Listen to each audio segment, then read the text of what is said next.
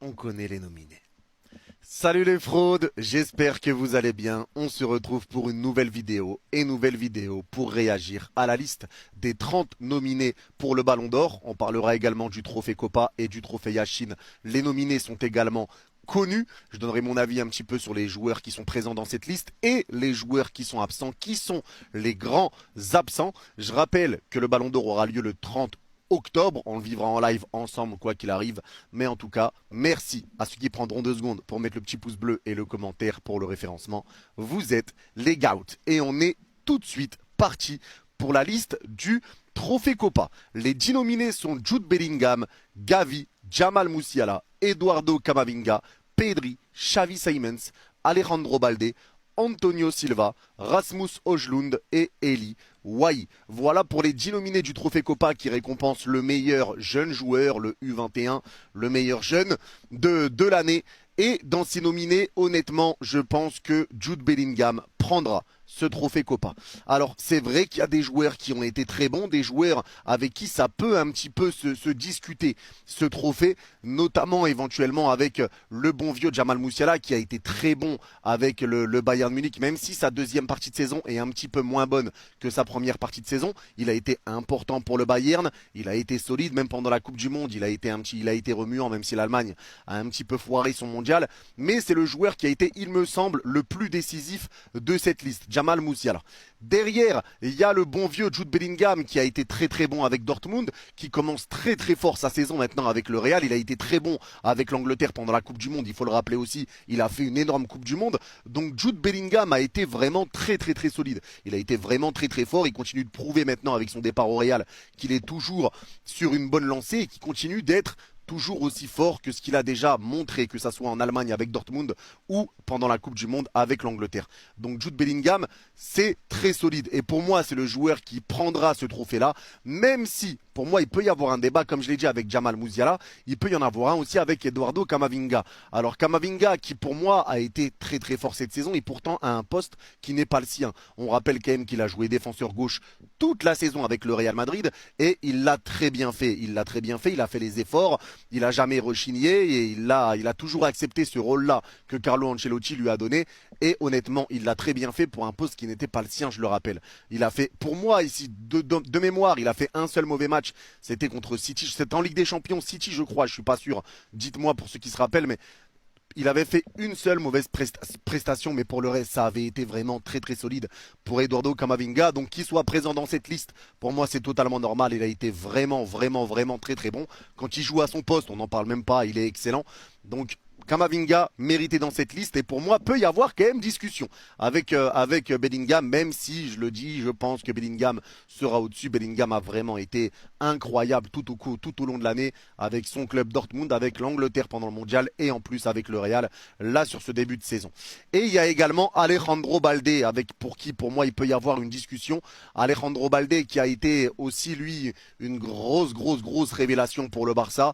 Il a été très solide sur le côté gauche, il a remplacé Jordi Alba et il l'a très bien fait. Il a été vraiment très bon, très rapide, très solide défensivement, apporte énormément au jeu offensif également. Donc il a été très bon et c'est l'une des plus grosses évolutions au cours de l'année, j'ai envie de dire. Donc forcément, pour moi, il y a quand même match, il y avait quand même match dans ma tête avant cette liste entre Bellingham, Camavinga et Balde, mais je pense que Bellingham sera au-dessus et sera récompensé de ce trophée Copa.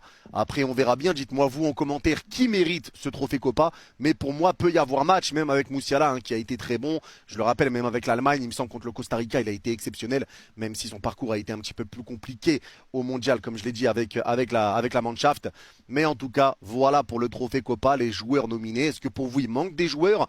Est-ce que pour vous, la liste est correcte? Et pour vous, qui va le remporter? En tout cas, pour moi, je pense que ça sera Jude Bellingham.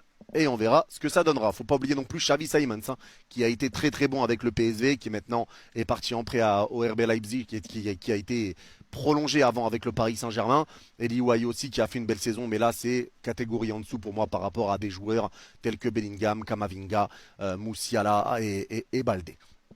Ensuite, pour le trophée Yashin, on a qui récompense le meilleur gardien de la saison, Yacine Bounou, Thibaut Courtois, Mike Maignan, Marc-André Ter Stegen, Ederson, Emiliano Martinez, André Onana, Aaron Ramsdale, Livakovic et Brice Samba.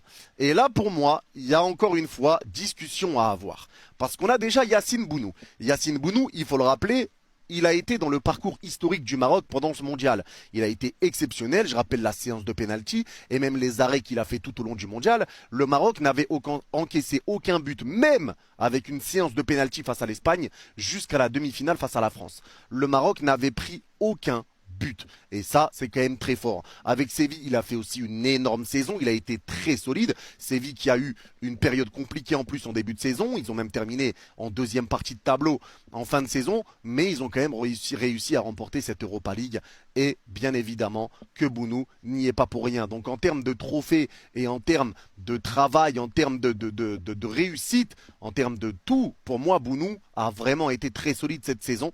Et pour moi, fait partie des grands favoris pour ce trophée-là, à mes yeux, bien sûr, parce que est-ce que c'est lui qui le prendra, je ne sais pas, mais en tout cas, il a réussi à réunir pas mal de choses, même s'il n'a pas joué la Ligue des Champions. Donc Bounou, pour moi, est déjà un sérieux concurrent dans cette liste. Derrière, il y a Thibaut Courtois. Thibaut Courtois, on le présente plus, meilleur gardien du monde. Il a été, encore une fois, très solide avec le Real Madrid. Très grosse saison de sa part, mais une Coupe du Monde où il est sorti dès les phases de poule avec la Belgique, donc un parcours abrégé en Coupe du Monde. Mais encore une fois, Thibaut Courtois, pas besoin de le présenter, hein. Il a été exceptionnel encore une fois au cours de cette saison et c'est clairement le meilleur gardien du monde. Alors peut-être que ça se dispute avec d'autres gardiens, mais en tout cas Thibaut Courtois légitime sa place ici. Donc voilà. Mike Maignan derrière lui qui n'a pas joué le mondial mais qui a été très fort également avec l'AC Milan. Il a fait des belles parades avec la France depuis qu'Hugo Lloris a décidé de prendre sa retraite internationale. Même s'il n'a pas joué le mondial, il a fait vraiment une très belle Ligue des Champions. Il a été très solide lui aussi avec l'AC Milan. Donc encore une fois, pour moi, c'est logique que Mike Maignan soit nominé dans cette liste, qu'il soit choisi. Alors est-ce qu'il va le gagner? Honnêtement, je ne pense pas. Je ne pense pas, mais en tout cas, Mike Maignan a été vraiment très fort au cours de la saison. Et je pense que c'est son absence en Coupe du Monde, à cause d'une blessure, on le sait, mais c'est son absence en Coupe du Monde pour moi qui va sûrement lui coûter un petit peu cher et qui va peut-être lui coûter le sacre. Parce qu'il faut rappeler quand même que l'AC Milan fait une demi-finale de Ligue des Champions et il en est clairement le grand héros, le grand responsable. Pas seulement, c'est pas le seul, mais il a été clairement l'un des acteurs, l'un des grands acteurs de ce parcours de l'AC Milan en Ligue des Champions. Il a été vraiment très fort, des grandes parades contre Naples et j'en passe. Sans un grand Maignan, l'AC Milan serait sorti face à Naples et il a réussi à rester aussi solide et à pas prendre la pression.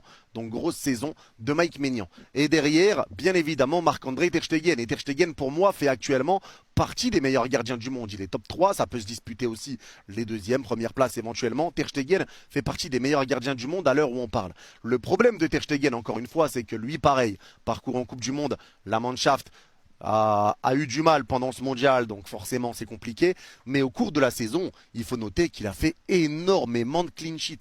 Il a passé beaucoup de matchs sans prendre de but. Et il a été beaucoup sauveur du Barça aussi. Quand le Barça gagnait des matchs seulement 1-0, il a été le grand sauveur à pas mal de reprises aussi, avec des grands arrêts dans les dernières minutes, etc. Donc Ter Stegen fait une très bonne saison. Ça a été un petit peu plus compliqué sur le plan européen, mais en tout cas Ter Stegen fait vraiment une très belle saison lui aussi. Il me semble qu'il a fait un record de clean sheet en Liga.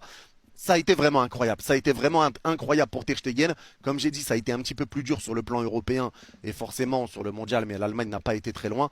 Donc en tout cas pour moi Ter Stegen, c'est logique qu'il soit dans cette liste, c'est mérité. Maintenant est-ce qu'il le prendra, est-ce qu'il le prendra pas, je ne sais pas. Et moi pour les trophées Yashin, j'ai aucune idée de qui le prendra. Honnêtement parce que là pour moi il y a des qualités, il y a des points forts, il y a des points faibles un petit peu de chaque côté.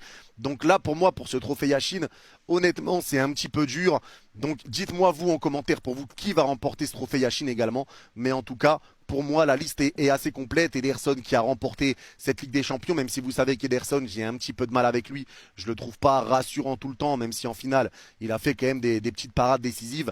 Martinez, forcément, qui remporte cette Coupe du Monde avec l'arrêt sur Kolo Muani. On n'a pas envie d'y penser, mais forcément, c'est là. André Onana, qui a été l'un des grands, lui aussi, partisans de la finale de l'Inter Milan. Il a été très fort, très solide, Onana, durant cette Ligue des Champions. Finale avec l'Inter.